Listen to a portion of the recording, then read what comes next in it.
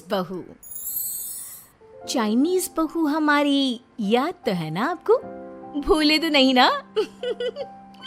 हाँ भाई, थोड़ी देर में ही सही, लेकिन चाइनीज बहू की कहानी आ ही गई। क्या हो रहा है ये देश में? चाइना ने तो आतंक ही मचा रखा है। अरे क्या हो गया? क्यों चाइना को कोसता रहता है? भूल मत, तेरी ससुराल चाइना की ही है। हाँ माँ, पर ये देखना, लड़ाई झगड़े, ये बीमारी, ऊपर से ये देश कितना चालाक है, अंदर न जाने क्या क्या करता रहता है। तभी अंदर से बहू की चिल्लाने की आवाज आती है। अरे क्या हो गया बहू, क्यों चिल्ला रही है? माँ जी, ये देखिए, ये रूस ने यूक्रेन की हालत क्या कर दी है। ऊपर से चाइना में दोबारा लॉकडाउन लग गया है। माँ जी, अब क्या किया जाए? अरे तो तुम लोगों को क्या परेशानी हो रही है, मैं तो यही नहीं समझ पा रही हूँ।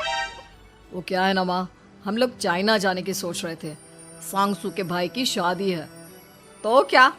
अरे कौन सा उन लोगों के यहाँ भाई घोड़ी चढ़ता है जो बहन काजल लगाकर नेक लगी?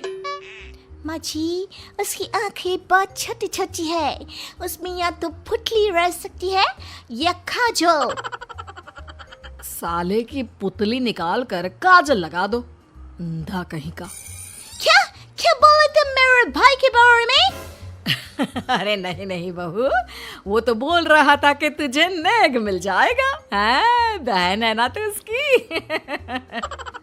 नहीं नहीं माँ जी, मैं सब समझती, ये मेरे भाई का मजाक बनाते रहते। कितना सीधा है मेरा भाई, बिल्कुल छिपकली जैसा। नहीं नहीं बहू, सीधा गाय जैसा होता है। सही पकड़े हैं माँ जी। हाँ, तो मेरे भाई की शादी है, मैं चाइना जरूर जाऊंगी। तभी एक पड़ोसन आ जाती है। अरे नहीं नहीं बहू, तू कहीं ना जा, हम लोगों का मन कैसे लगेगा तेरे बिना। ले बहू, तेरे भाई के लिए ये शॉल रख ले, हमारी तरफ से गिफ्ट कर देना। अरे सब कितने अच्छे हैं, मेरी चाइनीज बहू को कितने प्यार से तुम लोगों ने एक्सेप्ट कर लिया। सच में बड़ी भाग्यशाली हूँ मैं। कैसी बात कर रही है? ये तो हम लोगों के देश की खूबसूरती है कि हर किसी को दिल से अपना लेते हैं, बस वो भी दिल से हमें अपना समझे। कैसी बात कर रही है आंटी जी? मेरे लिए आप सब सासू माँ जैसी ही हैं। मुझे भारत बहुत अच्छा लगता है, ये सबसे अच्छा देश है, मेरा भारत महान। वैसे भी लड़के की शादी जहाँ होती है वो तो वहीं की हो जाती है ना। जीती रे बहू, सही बोल रही है। औरत तो होती ही पानी की तरह है, जो जहाँ जैसे रखे वैसी ही शेप ले लेती है। आंटी जी, ये थोड़ा सा ज्यादा हो गया, समझ नहीं आया। नो प्रॉब्लम, मैं चाय बना कर लाती हूँ। फिर क्या, वो दिन भी आ जाता है जब बेटे बहू को चाइना जाना पड़ता है। वहाँ जाकर बहू का भाई कहता है, मेरे बहन आ गए, मेरी बहन आ गई। मैंने सबको बोला कि सब हिंदी में बात करेंगे, नहीं तो बहन नाराज हो जाएगी। थैंक्स बॉय, हिंदी मेरी भाषा है। आप मुझे उसमें बात करना अच्छा लगता है। आपने जीजा जी से मिलो। ओ बहन, तुम अंदर चलो। सभी बहू को अंदर लेकर चले जाते हैं, लेकिन सांगसू का पति, वो तो बेचारा चाइना के ससुराल के आंगन में अकेला खड़ा रहता है। काफी देर तक जब कोई उसे नहीं पूछता तो वो माँ को घर पर फोन करता है। हाँ बेटा, पहुँच गए ना कुशल मंगल? हाँ माँ, लेकिन सांगसू पता नहीं कहाँ है, वो तो अंदर गई है तब से बाहर आई ही नहीं। अरे कैसी बात कर रहा है? तो तू अंदर चला जा, तू बाहर क्यों है? अरे दामाद है तू वहाँ का, उन लोगों ने तुझे बिठाया, चाय पानी कुछ नहीं पूछा? नहीं ना माँ। तभी सामने से सांगसू आती है। क्यों आप अभी तक तैयार नहीं हुए? और ये बैग लेकर क्यों कमरे से बाहर आए? इसे वहीं रख देते। कमरा? कौन सा कमरा? अरे कैसी बात कर रही हो? जब से तुम अंदर गई हो मैं बाहर ही तो खड़ा हूँ। बहू को बहुत हैरानी होती है और गुस्सा भी आता है। तभी उसका भाई और माँ आ जाते हैं। और सांगसू, अंदर खाना लग गया है। पहले ये बताओ कि मेरे पति को किसी ने खाना या पानी क्यों नहीं पूछा? वो भारत से ससुराल पहली बार आया है, वो भी मेरे कहने पर। उनकी इज्जत क्यों नहीं की? देख बेटी, तूने जबरदस्ती जिद में शादी की थी तो हम लोगों ने कर दी, लेकिन अब तुम ये सोचो, पूरी चाइना में मैं इस इंडियन को अपना दामाद बताऊं? So sorry. हाँ संगसू, और तुम भी चुप रहना, नहीं तो वो लोग मेरी शादी तोड़ देंगे। ओह, ऐसी बात है। कोई बात नहीं, मैं बाहर होटल में रह लेता हूँ, तुम वही करो जो ये लोग चाहते हैं। कैसी बात कर रहे हो? शादी के बाद पति जैसा भी हो, जो भी हो, पति होता है। वैसे भी तुम्हारे पूरे परिवार ने, सबने बिना सोचे मेरा साथ दिया, मुझे एक्सेप्ट किया, प्यार किया। मैं अपने देश में आपको अकेला कैसे छोड़ सकती हूँ? ये हिंदी फिल्म का ड्रामा बंद करो, मैं अब ये बर्दाश्त नहीं करूँगी। चुपचाप अंदर चलो, नहीं तो ये शादी वादी यहीं खत्म करके इसे अकेले ही इंडिया जाना पड़ेगा। कैसी बात कर रही हो माँ? ये मेरे पति हैं। नहीं था, हम लोगों ने यहाँ वकील को बुला लिया है, जिसके बाद अब तेरा तलाक करा के हम यहाँ के चाइनीज लड़के से तेरी शादी करा देंगे। अरे कैसी बात कर रहे हो? हम तो यहाँ तुम्हारी शादी के लिए आए थे। नहीं नहीं, मैं सांगसू के बिना नहीं रह सकता हूँ। हाई वोल्टेज ड्रामा होने के बाद से ही सारा माहौल खराब हो जाता है कि तभी एक लड़की आती है। मैंने सारा इंतजाम कर दिया है, सांगसू की शादी का मंडप परसों लग जाएगा। तब तक इसके पति को कमरे में बंद कर देते हैं। सभी सांगसू के पति का हाथ बांधकर उसे कमरे में बंद कर देते हैं। ये क्या कानूनी है? आप लोग मेरे पति के साथ ऐसा नहीं कर सकते हैं। मैं किसी से शादी नहीं करूंगी, ये साफ बात है। पहले मैं अपनी शादी करूं, फिर तेरी भी शादी करवा दूंगा। सब कुछ तय हो जाता है, भाई की शादी हो जाती है। फिर वो दिन भी आ जाता है जब सांगसू की शादी वो लोग जबरदस्ती करने के लिए उसे मंडप पर ले जाते हैं। ऐसा मत करो, ये मेरी बीवी है। मैं किसी से शादी नहीं करूंगी। कैसे नहीं करेगी शादी? शादी तो तेरा बाप भी करेगा। हो, मैं करूंगा शादी। प्लीज कोई मेरी शादी किसी अच्छा औरत से करवा दे। चुप, बिल्कुल चुप। फिर माँ सांगसू और उसके पति से कहती है, तुम लोगों का बच्चा मेरी कैद में है। अगर तुम लोगों ने कोई भी होशियारी की तो मैं इस बच्चे को मार दूंगी। दोनों माँ का रूप देखकर हैरान हो जाते हैं।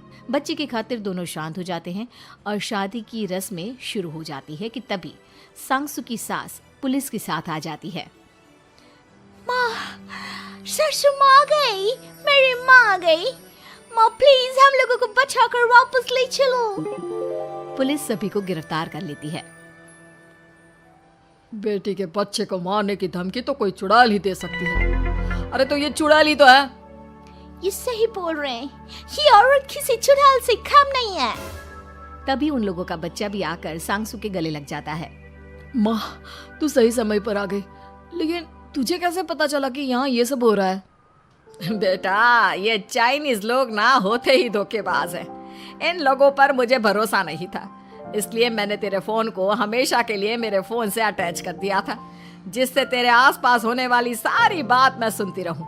उस दिन भी मेरी तेरी बात हो रही थी तो तेरा फोन ऑन था, मैं सब समझ गई थी। मुझे माफ कर दो।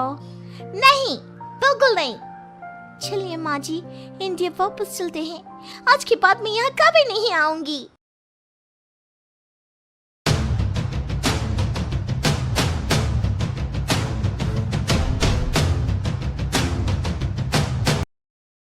घर जमाई। विकी को हमेशा किस्मत ने उसकी मेहनत से ज्यादा दिया। पैदा हुआ एक बड़े घर में, मुंह में चांदी की चम्मच लेकर, और शादी भी की एक उससे भी बड़े घर में, सोने की चम्मच मुंह में लेकर। उसे मेहनत करने का शौक नहीं था। एक शौक था, वो भी घटिया शायरी करने का। उसकी हर बात शायराना ही होती थी। जैसे कि एक दिन दूर से देखा तो चांद पे दाग था, दूर से देखा तो चांद पे दाग था, पास से देखा साबुन का छाग था। ठोको ताली। अरे ऐसी शायरी करोगे तो ताली तो पता नहीं कोई तुमको ही ठोक देगा।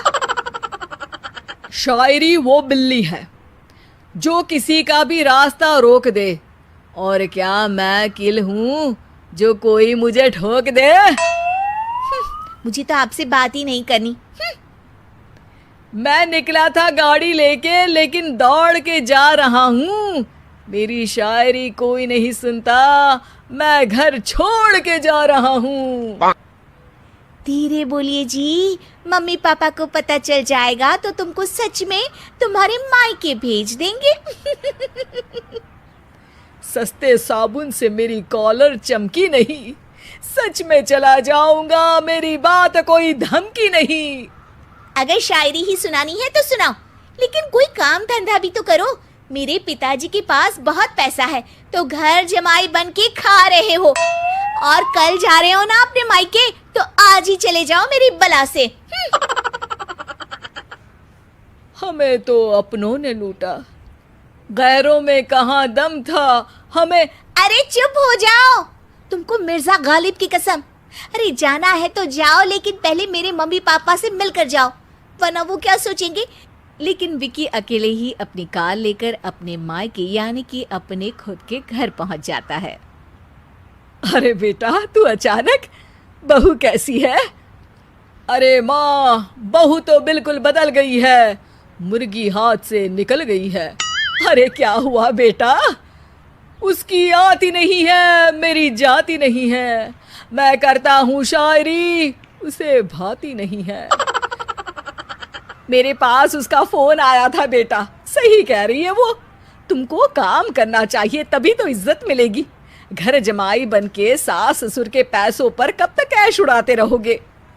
मेरी जिंदगी में हर तरफ से उंगली हो रही है, फोन पर मेरी चुगली हो रही है। अरे चुगली नहीं कर रही थी बहू, वो तेरा भला चाहती है बेटा। सूखे हुए कपड़े को भी गीला कह रहे हैं लोग, चुगली करने को मेरा भला कह रहे हैं लोग। ठोको ताली। ये सुन के माँ अपने हाथ से अपना सर पीट लेती है। अरे माँ, ताली की जगह माथा क्यों ठोक रही हो? बेटा तू ना आराम कर, तेरे पिताजी भी आने वाले हैं, खाना लगा देती हूँ। विकी अपने घर भी दिन भर टीवी देखता है, तरह तरह का खाना खाता है, दोपहर तक सोता है, चाय पीता है, वीडियो गेम खेलता है, बस काम करने नहीं जाता। घर में नौकर चाकर है तो बिस्तर से हिलने तक की जरूरत नहीं पड़ती। कई बार तो विकी अपने नौकरों को बिठाकर शायरी सुनाता रहता। कब जाओगे बेटा? अरे कैसी बात कर रहे हैं डैडी, क्या आप मेरे फादर नहीं? आप मुझे भगाना चाहते हैं क्या? ये मेरा घर नहीं। अरे नहीं बेटा, तुम्हारा ही घर है। हम तो चाहते थे कि तुम यहीं रहो और मेरा काम आगे बढ़ाओ, लेकिन तुम ही चले गए घर जमाई बनने। अरे मेहनत तो गधे भी करते हैं, मैं अच्छी किस्मत लेके पैदा हुआ हूँ। मैं घर जमाई हूँ, ससुराल का फूल गेंदा हुआ हूँ। ठोको ताली। पिताजी और माँ सच में ताली बजा देते हैं। ऐसा पहली बार होता है जब विकी की शायरी पर किसी ने ताली बजाई हो। अरे आप लोग सच में ताली बजा रहे हैं? हाँ हाँ बेटा, तुम्हारे ससुर का फोन आया था, बोला जब तक घर जमाई जी कोई काम ना करने लगे हमारे यहाँ मत भेजना। अब तू तो काम करने से रहा और तुझे रहना भी है हमारे घर में ही, करेगा भी शायरी ही, और बार बार ठोको ताली बोलेगा तो आदत डाल ही लेते हैं ताली ठोकने की। विकी उसी वक्त खड़ा होता है और बहुत गुस्से में सीधे ससुराल के लिए निकल जाता है। फिर से आ गए? लेकिन सुमन को देखते ही विकी पिघल जाता है। अब सुमन, आई एम सॉरी, आज से ना मैं सिर्फ शायरी ही नहीं बल्कि काम भी करूँगा। तुम अपने ऑफिस में बात कर लेना, कोई भी मेहनत का काम कर लूँगा। मैं घर जमाए बन के रहूँगा, लेकिन काम करूँगा और इज्जत से रहूँगा। मतलब सिर्फ तुम नहीं आए हो, तुम्हारे साथ तुम्हें अकल भी आ गई है। मैं अपने कारखाने का मैनेजर बनाता हूँ तुमको। कल से मेरे साथ चलना वहाँ। थैंक यू ससुर जी। थैंक यू से काम नहीं चलेगा, एक शायरी सुनानी पड़ेगी। है ज़रूर ज़रूर। ससुर के पास पैसा होते भी मेहनत जिसको भाई है, वही सच्चा दामाद है, वही अच्छा घर जमाई है। ठोको ताली। सब विकी की शायरी पर ताली ठोक देते हैं। शिक्षा, जब किस्मत आपको बहुत सारा दे दे तो उसकी कद्र करनी चाहिए और मेहनत करना कभी नहीं भूलना चाहिए।